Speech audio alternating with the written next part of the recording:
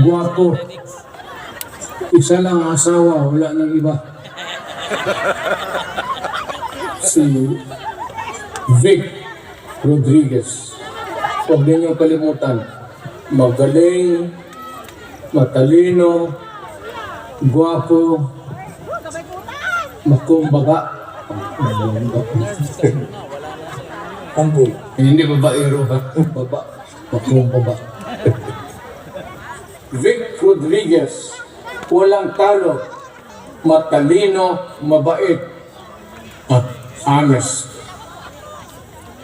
República Pilipinas, hayang partido ikaw ako.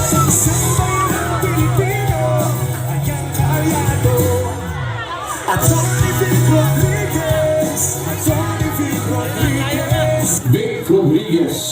Walang talo. Matalino, mabait, at honest. Boto, Senator Vic Rodriguez, number 56.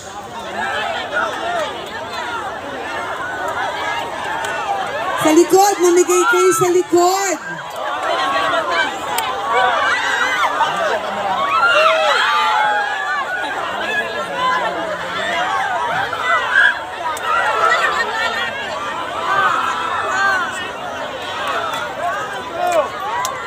Sige, habang namimigay kayo, dahil wala naman po si Atty. Vic Rodriguez, ako na lang po ang magbabasa ng mga accomplishments po niya.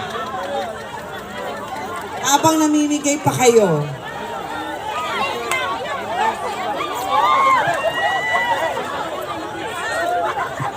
Si Atty. Vic Rodriguez po, inumpisahan po niya ang kanyang public service as the youngest barangay captain in Quezon City.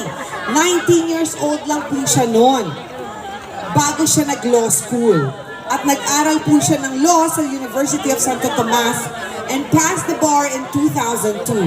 He briefly served with the Quezon City Mayor Sonny Belmonte and pursued private law practice.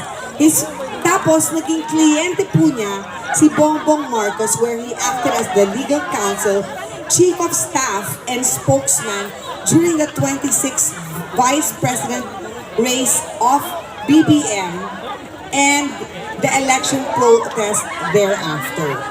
He then served as the campaign manager of BBM during the 2022 presidential election and subsequently became the executive secretary of the Philippine government. Pero umalis po siya dahil nakita niya ang katiwalian ng administrasyon. Kaya humiwalay po siya kay BBM at lumipat po siya dito sa ating partido, ang PDP, at lumipat po siya sa mga Duterte. Kasi nakita niya ang laki ng pagkakaiba ng pagpapatakbo ng BBM administration at ng Duterte administration. Hindi niya nagustuhan ang korupsyon. He was vilified for unfounded allegations, which he corrected in his book, The Kingmaker, and subsequent appearances before media. He was an original co-founder of the Hakbang ng Maisog, which stood behind Vice President Sara Duterte and former President Rodrigo Duterte. Kaya po iboto natin Attorney Vic Rodriguez, abogado, Pilipino, maisog. Palakpakan po natin, Attorney Vic Rodriguez.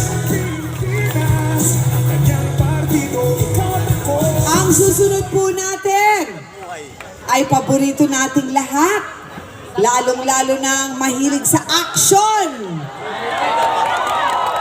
Sinong idol ito?